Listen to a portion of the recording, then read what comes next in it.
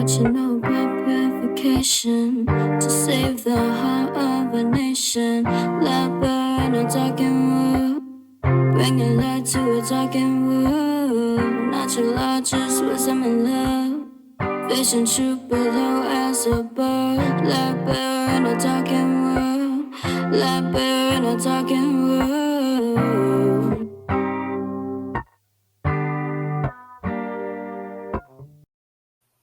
Hello, welcome to the Affirm Life Daily podcast.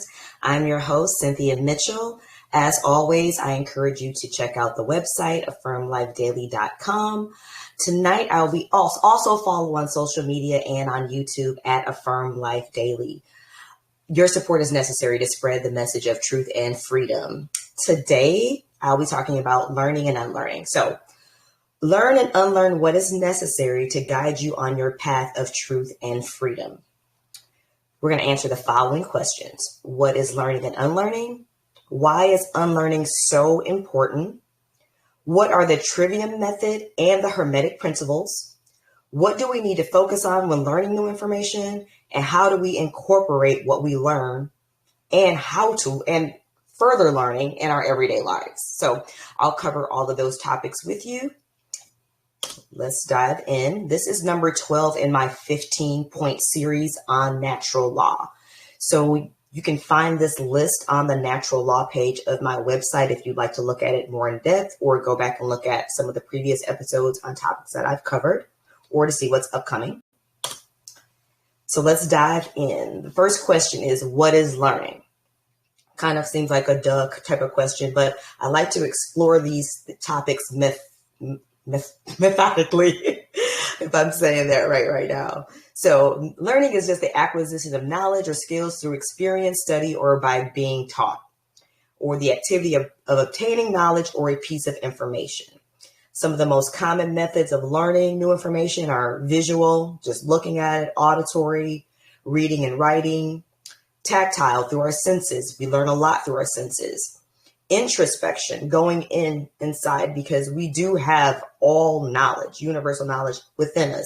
So when we go into certain states, meditative states or deep contemplative states, things like that, through just introspection, looking deep within self, you can learn new information that way as well.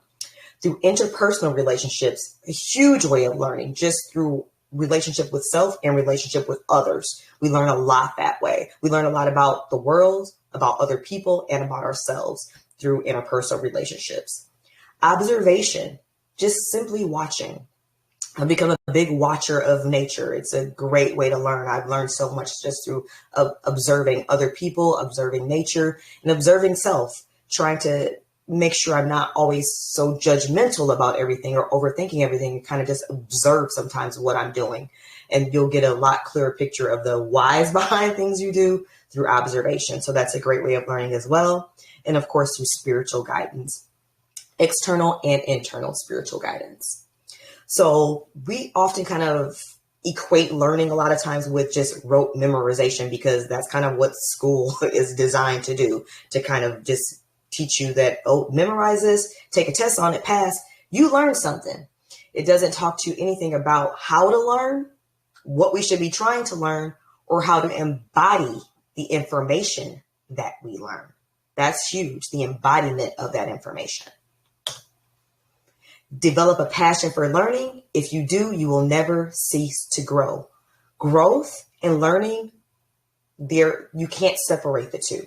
If you want to continually grow on your path, your spiritual path, you want to keep evolving, you want to keep ascending, you want to keep growing, you have to keep learning. So I think school kind of, for a lot of us, can make you have almost a disdain for learning, because we equate learning with boredom, with rote memorization, with constantly being judged, with being compared to others. So we don't even want to learn necessarily, because we have had bad experience of what was deemed learning in our past through the indoctrination process in schooling. So, but like I said, we're talking about a whole different type of learning here, and that is necessary, absolutely, for growth. And growth should be a continual process on our journey. So what is unlearning? people don't talk about unlearning the way they talk about learning. So I thought it was very important to really dive deep into unlearning. So unlearning is the process through which we break down the origins of our thoughts, attitudes, behaviors, feelings, and biases. So we're getting to the root, like, where did this come from? So it starts with questioning everything. And I mean everything. Because the truth can always stand up to questioning. So there's nothing wrong with questioning everything. So when you question everything, the important part is you have to be willing to accept the answers that you get, even if they don't align with something you may have thought was true or believed your whole life or really heavily invested in. If you're going to question everything and do the work to learn new information, you also have to be willing to accept the answers that you find. So ask yourself these type of questions when you're exploring, when you're in the process of learning and in the process of unlearning. Where did this belief come from? Is this belief supported by my observations and experiences? Is this belief in alignment with the highest version of myself? And does this belief align with natural law? I'm not going to explain what natural law is at this point of the podcast series. If you're brand new to this, definitely go back to podcast 1, where I go in depth and explain what natural law is. But natural law is the principle, you can look at it as do no harm. If you want to just look at it in a very short way, do no harm.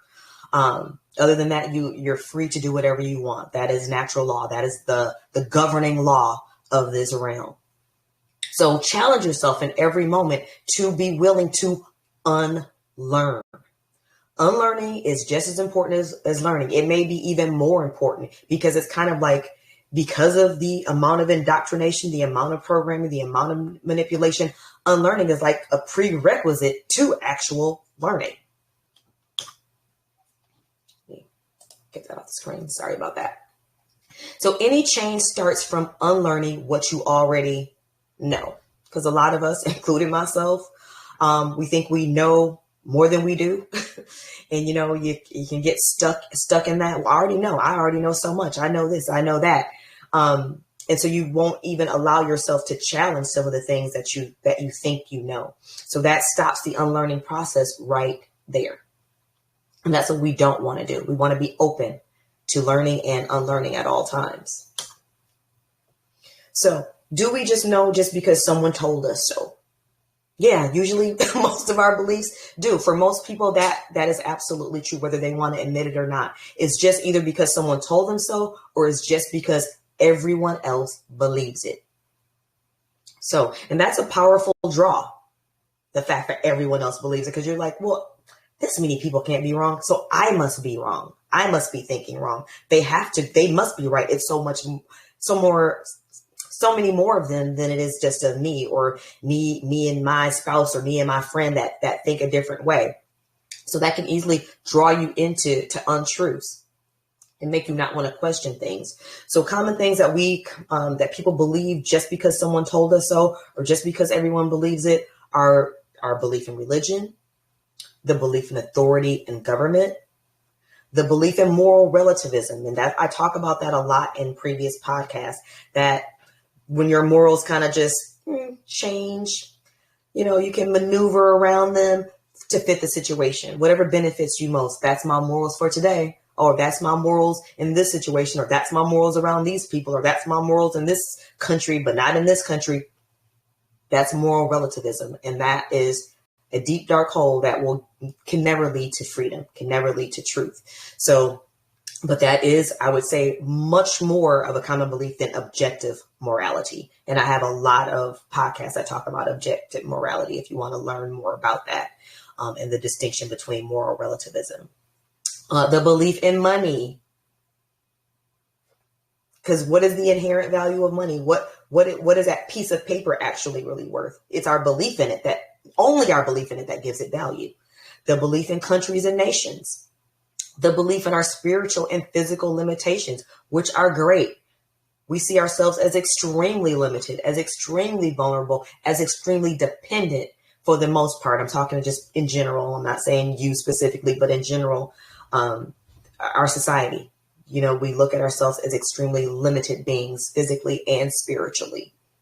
which leaves us very vulnerable to being taken advantage of and manipulated because it leaves you in a state of utter dependence. The belief in hierarchy, that things have to be like that this person has to be above this person and this person, this person. Has to be better than this, and this. That belief in hierarchy is also, really just based on because someone told us so. Someone told us that's how it is. The belief in the traditional education model, which I'm kind of referring to the Western model that, if you're watching this, you most likely grew up in. We just kind of take that as a given that, oh, that's how you learn. That's how you educate kids. That's how you teach them. So you have to be willing and ready to challenge your beliefs at any given moment if you want to continue that growth journey. You want to continue that spiritual journey. You want to keep ascending. You want to keep evolving. You have to be willing and ready to challenge your beliefs. So we must release our false beliefs to expand our knowledge and to be able to live in truth.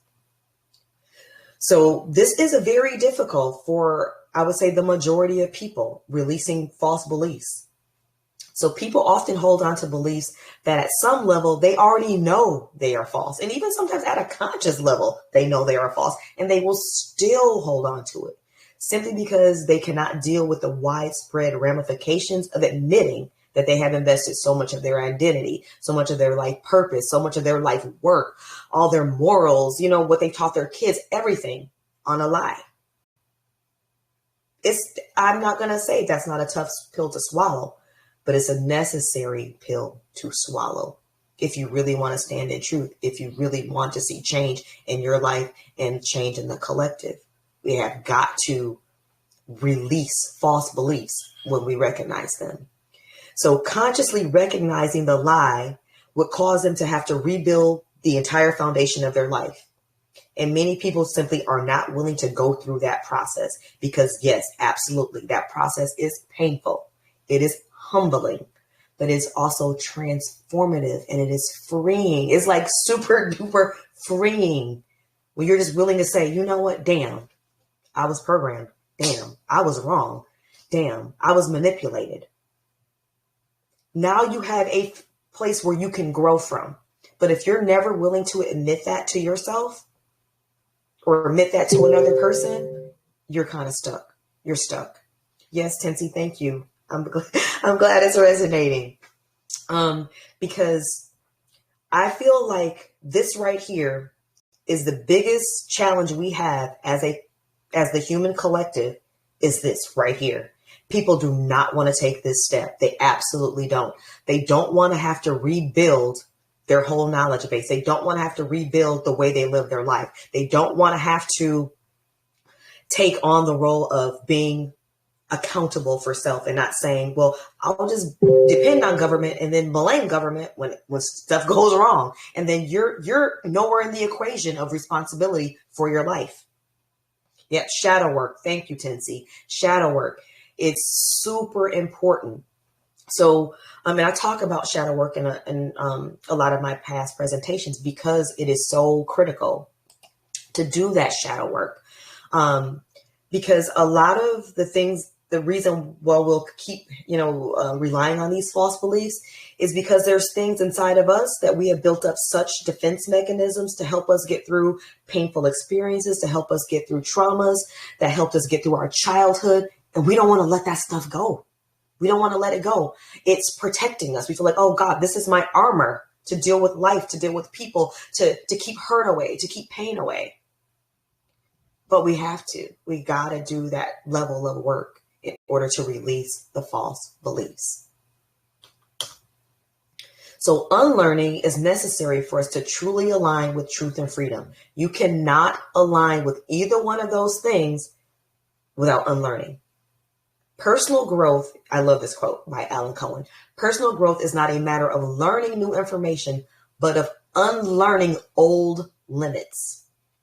Because when you refuse to unlearn, when you refuse to release false beliefs, you have placed a ceiling above yourself for growth.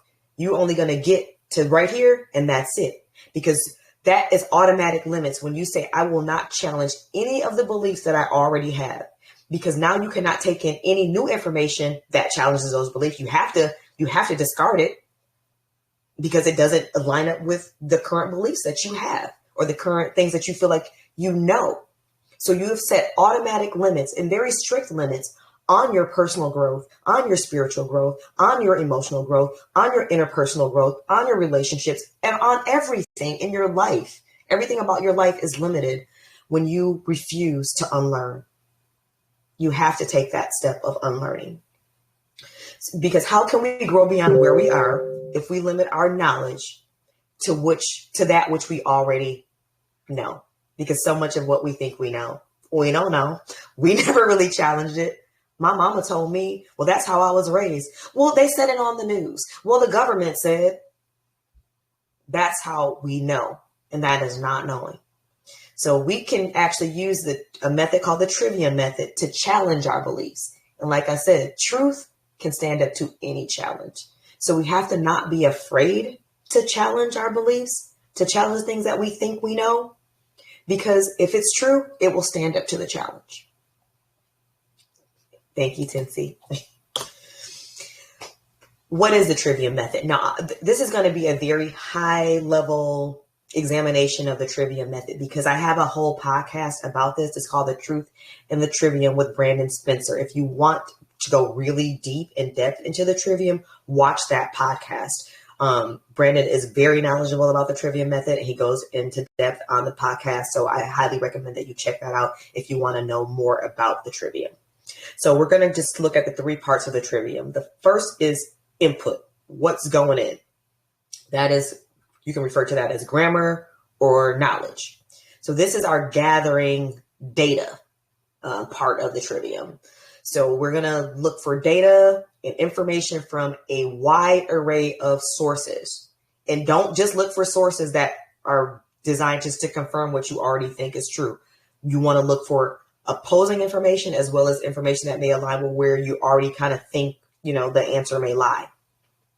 And you don't want to prejudge because prejudging will automatically skew your results. So you want to just kind of look at things from a blank slate. And that can be extremely hard because most of these beliefs, these core beliefs we've had since, we can remember. It's the only thing we know. So it can be hard to go into it with saying, okay, I'm not going to prejudge. I'm not going to say, well, already know, I'm not having in the back of my mind that there's no way that could possibly be true. Open mind. Anything could be true. Now I'm going to figure out what's true. So you're gathering this data from an array of different sources and use all types of sources, books, podcasts, documentaries, observation, guidance from other teachers, all sorts of information, scientific studies, get a wide array so you can really have great data to pull from. And the data should answer who, what, when, and where. This is just your raw data. This is just your input, your grammar. And like I said, try to get out of that indoctrination mindset that's been hammered into all of us. If you went through the, regular education system in this country, it's been hammered. It's hammered through TV. It's hammered through movies. It's hammered through the music. It's every which way you look. You are being programmed. You are indoctrinated with little slivers of truth wrapped in a whole bunch of lies. Little bit of truth wrapped in a whole bunch of propaganda. That's the norm. So you have to understand where your baseline is. That's the norm. That's any information you're getting from any type of mainstream source. That's usually how it's going to be. Tiny sliver of truth wrapped in lies and propaganda. So, what we're trying to do is rise above all of that with our sources. And then, like I said, answer those questions. So then once we got all of our data, all of our information, now we have to process that using logic and understanding. So that's step 2 in the Trivium. So you want to use these three basic steps. Filtration, filter through the information so you can start discarding stuff. Okay, as you're reading through, like, okay, this doesn't line up with anything else. It doesn't line up with my observations of life. We'll discard that. Start filtering through, look for correlations, and then analysis. You have to analyze the data. And there is a method called the Quadrivium that you can use for this step. I'm definitely not going to go into that here, but if you are interested in learning more about the quadrivium, there's tons of information online about the quadrivium and how to use that in this processing step. But this processing step is going to give us the why, to learn the why, the meaning, the purpose, the reason. So this is the crucial step in the trivium, because we're getting that why. And then once we have the why, once we process and have an understanding, now that's not based in prejudgment, not based on our previous indoctrination, not based on previous programming, we get our output, which you can call rhetoric or wisdom.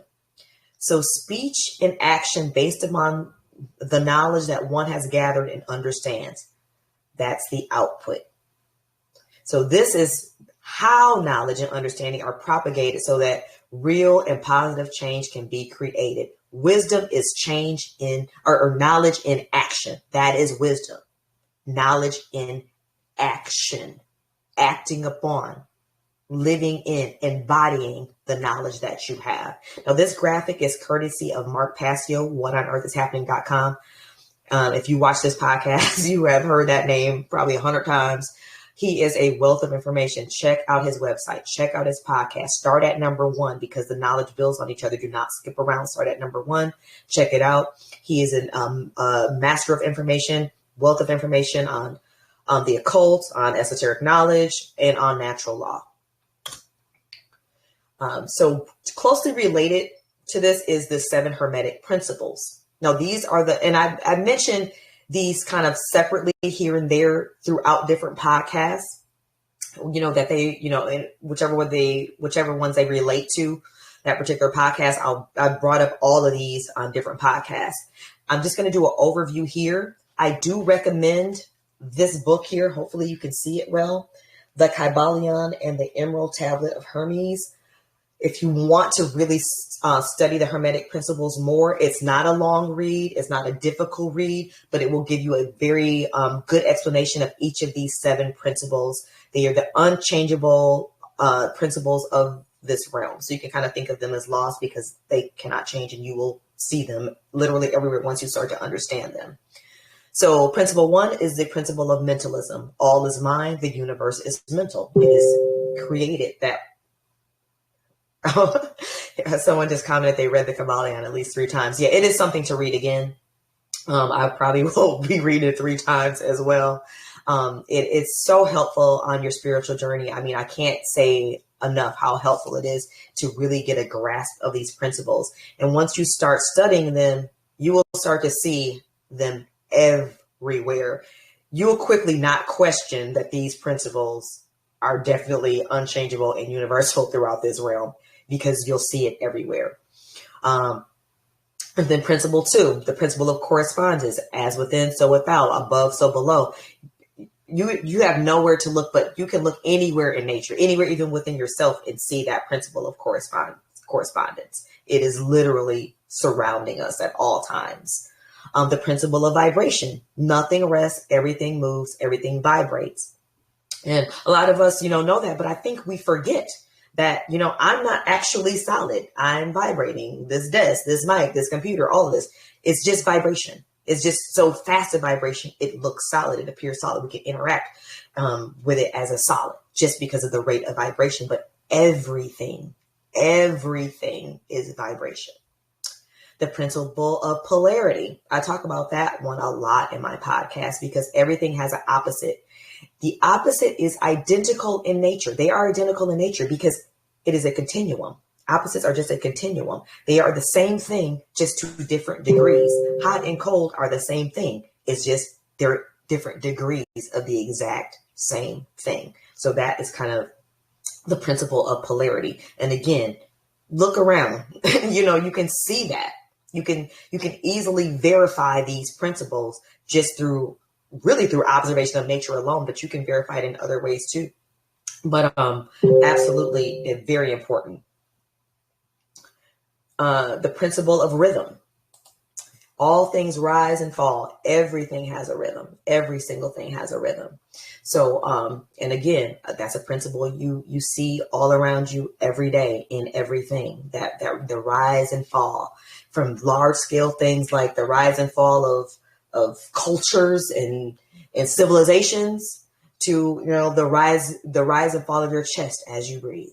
Everything has rhythm. Everything. It's really beautiful when you really get into these principles. It's quite beautiful and it's quite magical. It's like, gosh, you know, we are part of the one part of God, and it is just perfection the way everything just flows and goes together. It's really quite beautiful. The principle of cause and effect. Chance is not but a name. There is no chance. There is no luck. Everything is cause and effect. Every effect has a cause. Every cause has an effect. That is absolutely in operation at all times, 100% of the time, without fail in this universe. And then we have the principle of gender. That's another one that I talk about a lot in my podcast. And I'm not talking about gender like your physical gender, like I'm a woman, he's a man. I'm talking about the feminine and masculine principles or energies that are within everything. Everything has masculine and feminine principles. And what we look for as we go on our spiritual journeys is balance between those two. We have to have that balance and harmony. Yes, I'm going to be more on the feminine end, most likely because I'm a woman. You know, a man's going to be usually more on the masculine because he's a man. But that doesn't mean that I don't have masculine energy within me, that I don't have masculine parts of me.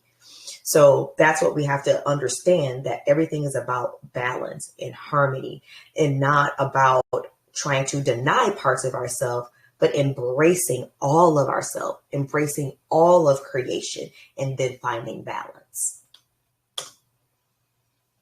So this is the 8th principle. Again, this is courtesy of Mark Passio, and I just love that he added the 8th principle. The lost principle is the dynamic of care. What we care about on a day-to-day basis. I'm sorry, I was reading the comment there. Yes, 2 ways or 2 different bases of understanding. Absolutely. So, and I definitely want to talk to you and Cincy in the Q&A session, because this presentation is going to be pretty short. So we'll get there relatively quickly. But the lost principle is the dynamic of care. What we care about on a day-to-day basis acts as the driving force of our thoughts and actions. So where we are focusing our energy, where we are focusing our attention, where we are focusing our heart center, that is the driving force for everything that we do, everything that we think. So therefore, care can be seen as the ultimate generator of the quality of our experience, the quality of our life, really, truly, is this principle, because it's what we are focusing on, what we care about. So this principle has often been referred to as a generative principle. The word generative is derived from the Latin verb generare, which means to create. We are powerful creators. We are powerful manifestors. Do not let the machine fool you. Do not let the false matrix fool you. Do not let the programming and manipulation fool you. You are a powerful creator, and let no one tell you different. So we have to understand that power, because if we don't, you might be careless with what you care about. You might be careless of what you put your attention and energy into, because you're not realizing you're creating your reality, and us collectively, we're creating our entire collective reality together. So yes, we do need to be mindful about what we care about, about what we think about how we act in this world, because we are creators and there's no way around that. And again, this is courtesy of Mark Passio, What on Earth is Happening.com. So what do we need to focus on when we're learning new information? First, we need to approach the subject matter with an open mind. As I talked about before, we do not want to approach it with a whole bunch of bias, a whole bunch of the default settings that were hammered into us as we're, growing up and being indoctrinated into all of these false beliefs. So we need to approach some of the subject matter with an open mind, saying, oh, I don't know what's true, so let me find out what's true. And we need to study multiple viewpoints, including the ones you may disagree with, to start, because they just might be right. So you have to have that openness, and you have to be willing to, because right now I feel like our culture is set up in a way where literally people can find a way. And Saul was actually telling me a little anecdote, and maybe he can share this at the end of something that happened to him in the coffee house. The way people like to now wrap themselves in this cocoon of only people that think exactly like me, feel like me, act like me, live a lifestyle like me. That's it. Everyone else is bad. Everyone else is no good. Everyone else is wrong. Everyone else is, that's crazy. How can you ever grow? How can you even get a full experience of life if you shut yourself off that way? So we have to be open to different viewpoints. We have to be open to different lifestyles. We have to be open to other people, to other ways of living, to other ways of thinking about things, to other perspectives. You don't have to agree with it in the end. You don't have to support it. You don't do any, but you should be open to it. And you should not necessarily, I guess I shouldn't say you should not, but it's going to limit your growth if you isolate yourself in that way and only look to be around people who will co-sign on everything that you say and do. How are you going to grow like that? That's all I want to know is how you're going to grow like that. So, and then we want to test the information using the Trivium method, contemplation, observing nature, and then also look at how it resonates with your spirit. We are human lie detectors. We truly are. So the more you get in touch with your spirit, the more you activate your third eye, the more you get in touch with your intuition, using that Trivium method is going to be a lot easier because you are going to be able to feel how things resonate with your spirit and get a good feel for what is true and what is false, just internally. Allow yourself to admit when you are wrong. We talked about this, and then release beliefs that no longer stand true after the deeper examination. And that may require major lifestyle changes. That may require you to some apologies. It may require a lot of stuff from you. But it's worth it in the end, because now you're going to be able to continue that spiritual journey. You're going to be able to continue to grow. You're going to be able to deepen your relationship with others and deepen your relationship with self. Embodiment of the knowledge and truth you acquire, like really acting on it. So we have action based on knowledge and truth. That is wisdom. That is wisdom. It is through wisdom that we change ourselves and we change the world. So half of wisdom is learning what to unlearn. I really like that quote. And that's why I focus so much of this presentation on unlearning, because that's half of the process, is learning what to unlearn, learning what to release, what to throw to the side because it's hindering you, because it's holding you back, because it's keeping you in darkness, keeping you out of the light of the truth.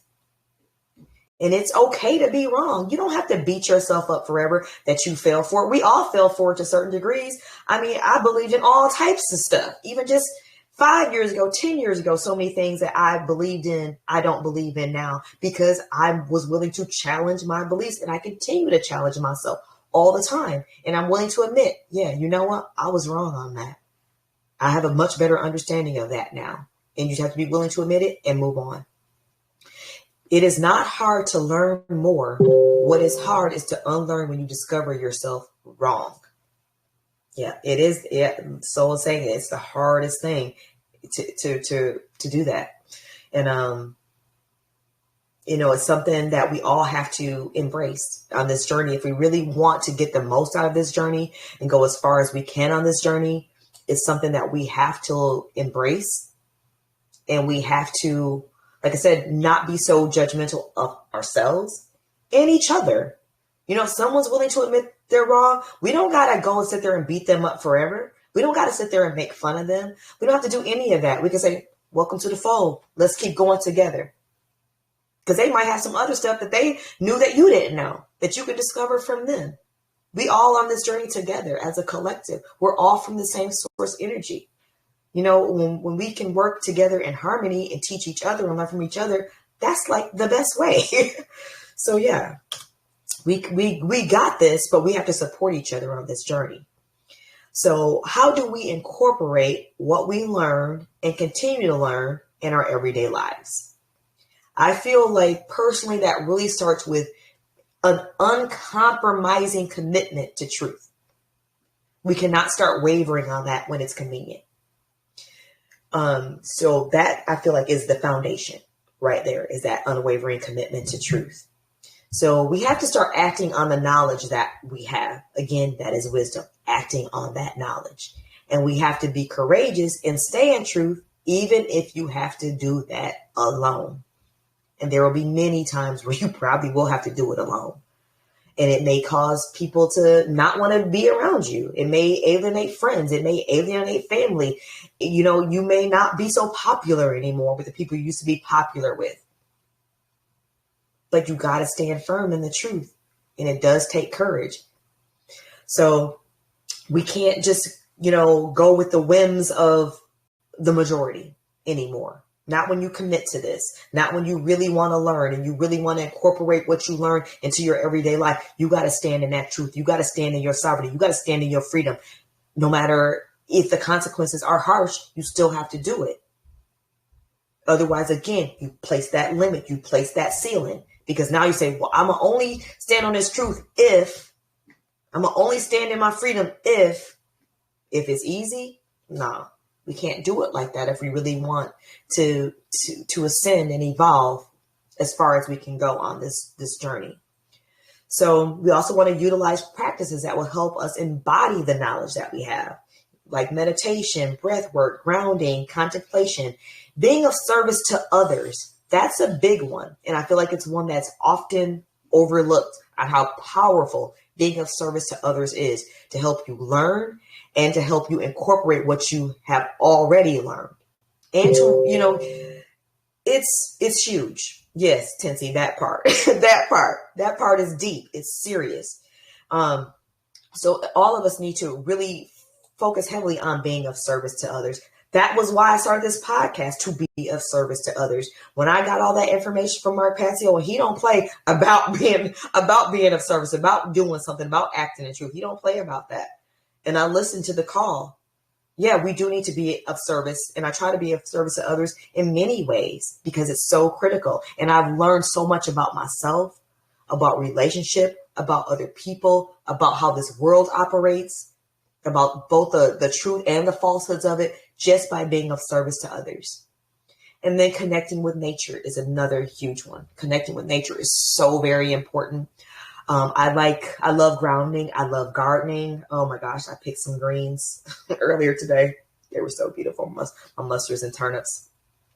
Connecting with nature, getting your hands in the soil, standing on tree roots, touching the trees, hugging the trees, talking to the plants. I always talk to the plants in my garden. Tell them how much I appreciate them. Tell them how much I love them. I don't even harvest anything without first thanking them.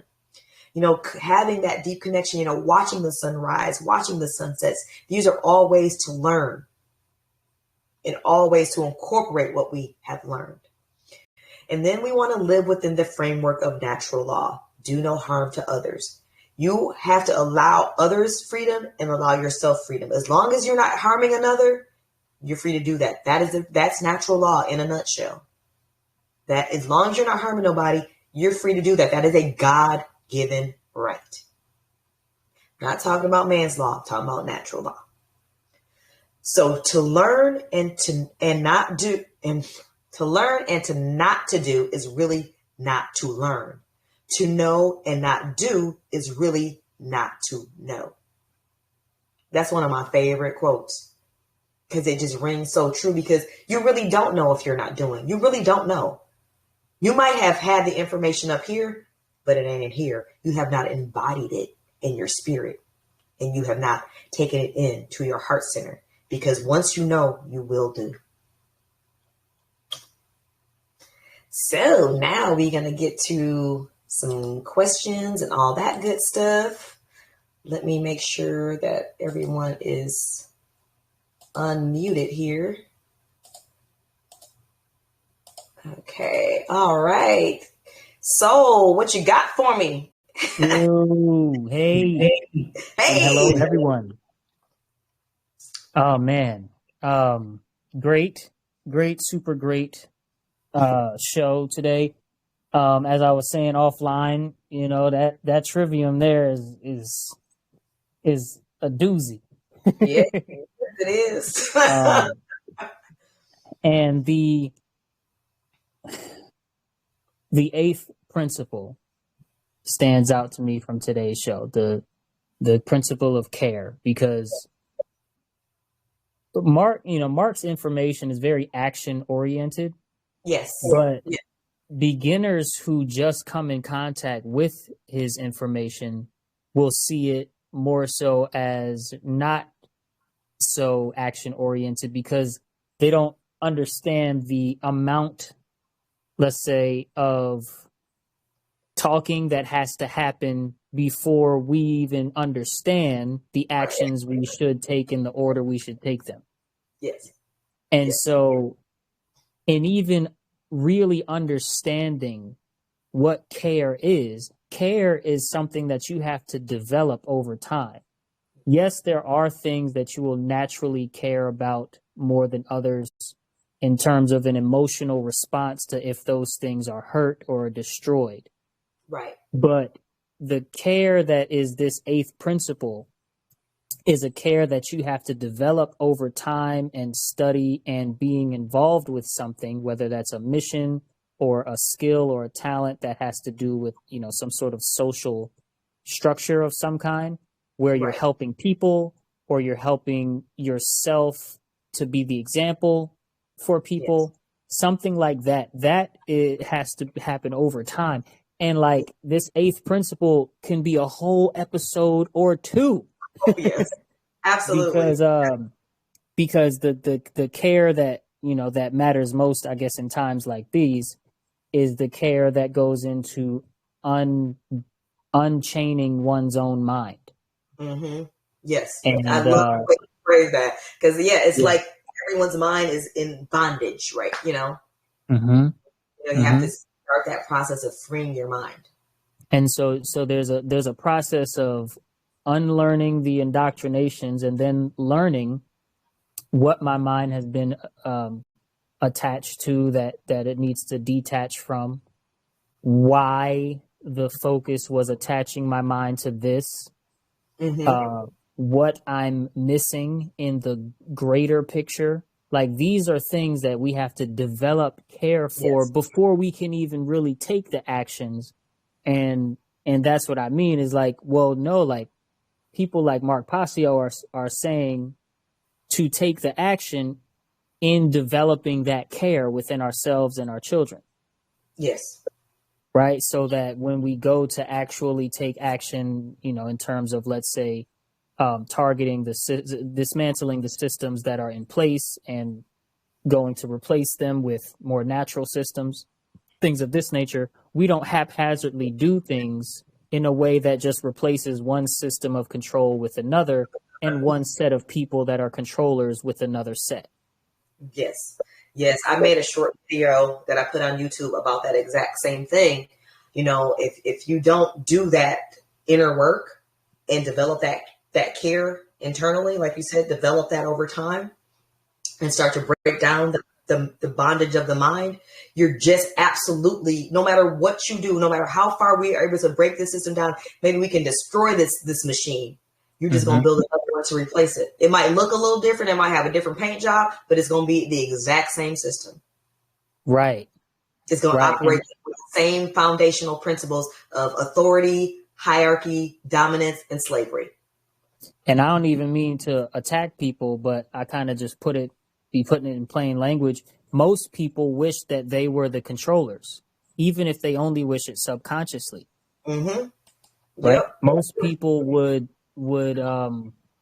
sell their neighbor short to gain status and power, or even if they don't get the status, just the power, right? Let's say the power and the protection. They would definitely step over their fellow man to get it, because we got to live in reality. We have to understand the temptation of things like good food, sex, material, like being able to drive the car that makes you look important, being able to be featured on the podcast that makes you sound important. All of these things are so tempting to your average person that, is afraid of the IRS, for instance. It just, it's such a true thing to say. Most people wish they controlled the world, and they wish they controlled it with an iron fist so that they can be protected. Yep. I agree with you 100%. And that's why I say, if you can't tear this down unless we're spiritually and mentally, emotionally ready, because like you said, we're just going to replace it with the same thing. And that does us no good. Mm-hmm. So now we just have new control. Oh, now you in control and you stepping on everybody instead of them stepping on everybody. That does not help. So you just want to enslave the ones that enslaving you now. That it's the mindset that we have to get out of. That whole mindset. Yes. I wrote about this concept in my book. This book right here. That one right there. That one right there. It's called Culture Control. Why the love of money is objectively the root of all evil. Check it out. But I wrote about this in I believe it's chapter 8. It could be 9 or it could be 10 actually. But I did an illustration where there's this man and he's standing next to what looks like a beast, some kind of beast with a bird head. And anyway, I did this illustration, and the beast is held back by a leash that's tied to a stake with a hammer that's hammering in the stake, and the hammer's name is misinformation. And basically, misinformation is holding back the beast from getting to the man.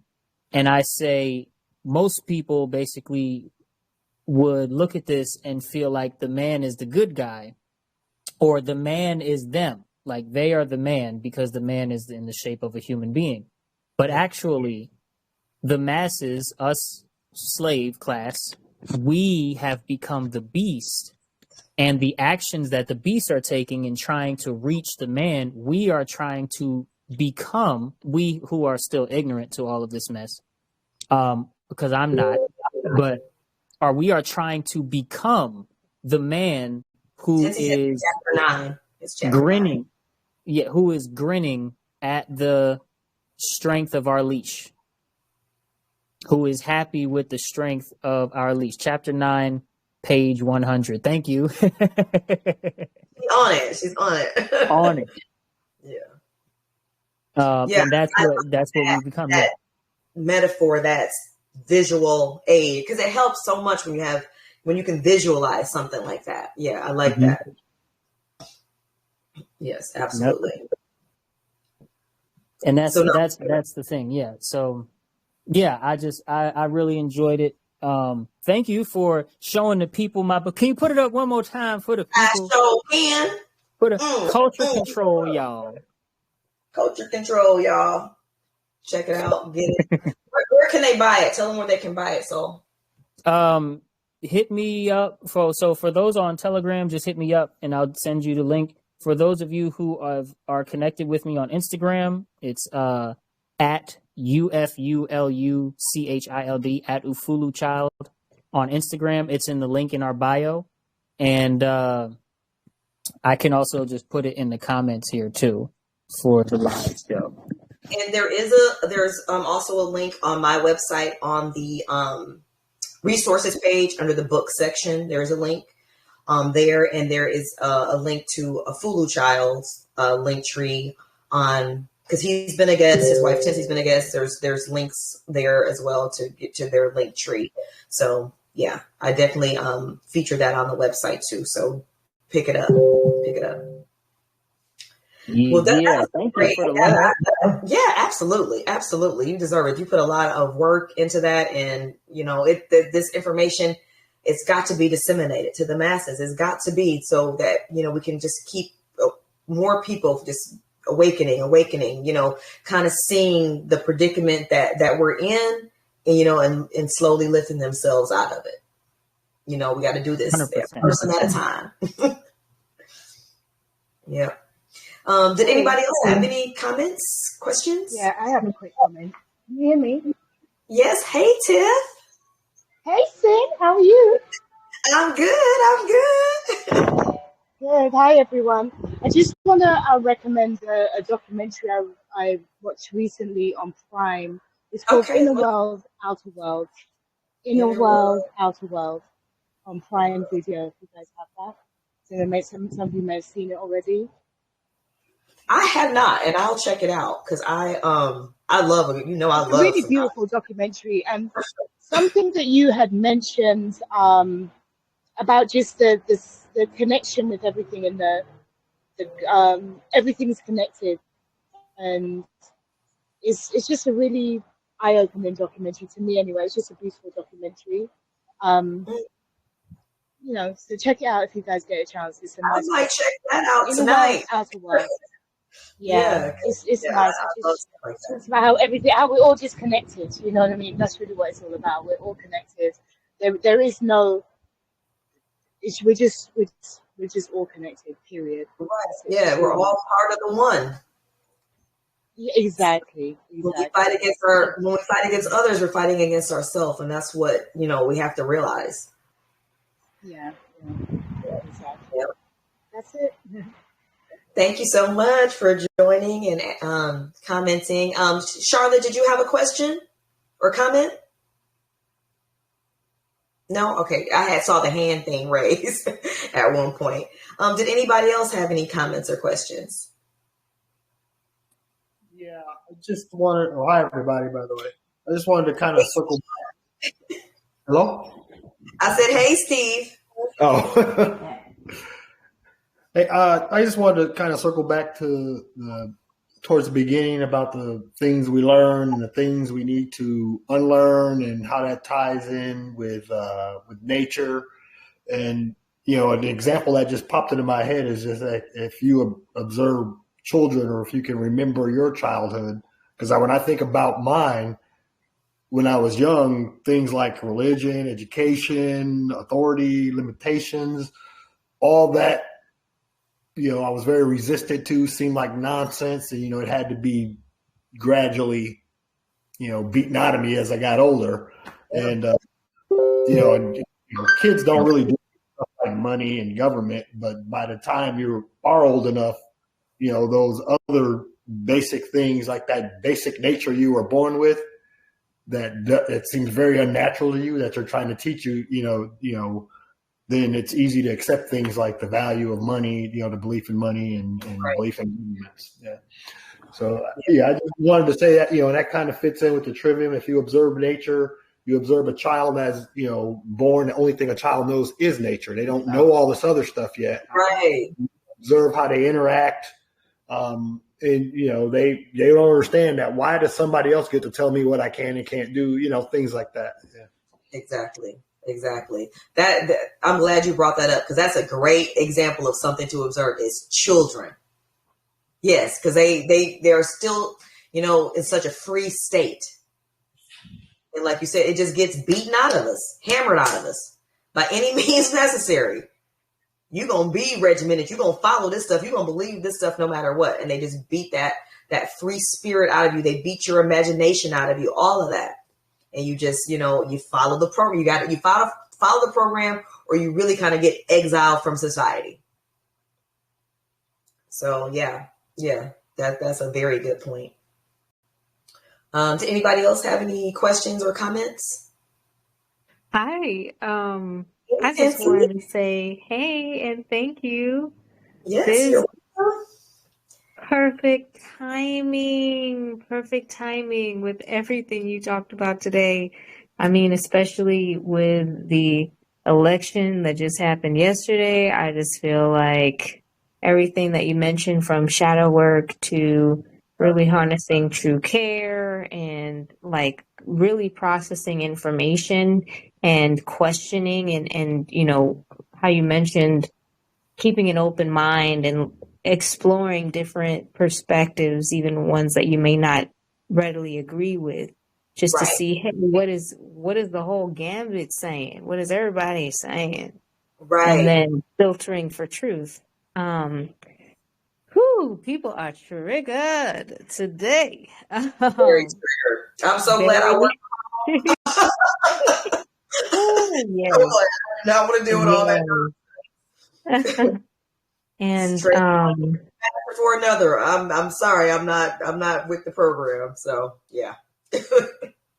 I feel you. This has just been a great reminder, and I am just so happy that you have this podcast in this space. Oh, every week because it's a really beautiful way for people to really connect. And it's my highest intention that like people just hear this message that you have, because you present it in such a healing way that is, yeah, I feel like it's accessible. I feel like it's, even if someone is triggered, you know, they could hear it and be like, okay, okay, okay. So I Yeah, appreciate it. I appreciate that. And you guys check out the podcast that I did with Tinsy if you haven't seen it. That was last Wednesday. And it was phenomenal on, you know, holistic freedom and health and all that good stuff. So check that out as well. Tinsy is a holistic health coach, and many other things. So check that out. Check out Soul's book. I mean, there's so many people out here like those two, like my brother, you know, that are, you know, putting a lot of time and energy into trying to help, you know, put this information out there. So anytime you can share, you can repost, you can give props, you can whatever, follow, like, do it, because the more people we can reach, the better it is for all of us. Because like Tiffany said, we're all connected. We're all connected. So when you help another, you help yourself. When you educate another, you educate yourself. When you help heal another, you help heal yourself. So even, you know, even if you're not doing it necessarily for them, you're still helping yourself in the end. So why not do it? You know? Did anyone else have any questions or comments? No? Well, you know, as always, I thank you all so very much for joining me tonight. And I'm going to close tonight with a poem that I wrote a long time ago, probably over 10 years ago, called The Unlearning. I became increasingly vexed as slippery gargoyles trample budding roses and yellow daylilies. My ability to accept this incongruent concept of unlearning starts as centrifuge as my doubt and insecurity rise to the outer layer. As myth, as indiscretion, as celebrity burns our castles of truth and our havens of knowledge, barbarians of mass production bury our babies alive and replace them with drones, clones built in memoriam to beauty. And now my lone voice screams into a vacuum of noise that is so loud it has demanded deafness of us all. The warriors of materialism launch grenades and take aim at the leafy green them I've been tending to in my modest little garden. Surrounded by a trained army of rehearsed chaos, I am backed into oblivion and isolation, all to ensure that the unlearning may not begin. So, thank you, Soul. So, thank you, Tinsy. So I wanted to close with that poem and then give you some reminders about our upcoming podcast, November 13th and November 18th. I'll have guests on both of those podcasts. Steve, who spoke earlier, that's my brother. He'll be talking about the moral conflict between military service and natural law. And then on the 13th, I'll have a guest, Tiffany Monroe. She teaches Reiki and spiritual development. She'll be talking about energy healing and manifestation. So those are two that you absolutely don't want to miss. They're going to be pretty phenomenal. Let's go, Steve. Hey, let's go. Hey, let's get it. No, it's going to be good. So make sure y'all put it in your calendar and join us. We're going to be diving deep into those topics. And as always, visit the website for more information, for resources, ways to connect. Like I said, my resources page is full of stuff, full of links to products. Like if you're looking for organic clothing, you can find it on there. If you're looking for seeds and plants, you can find it on there. If you're looking for a good book like Culture Control, you can find it. A great documentary, you can find it. That resources page is really full. A good podcast is full of information, so check it out. Follow on social media. Please like, share, all of those, subscribe, all of those great things so that we can get this information to as much people as possible. And that's, you can find all that at affirmlifedaily.com. So again, thank you all. Have a wonderful evening. grace, and gratitude. Good night. Peace. Peace.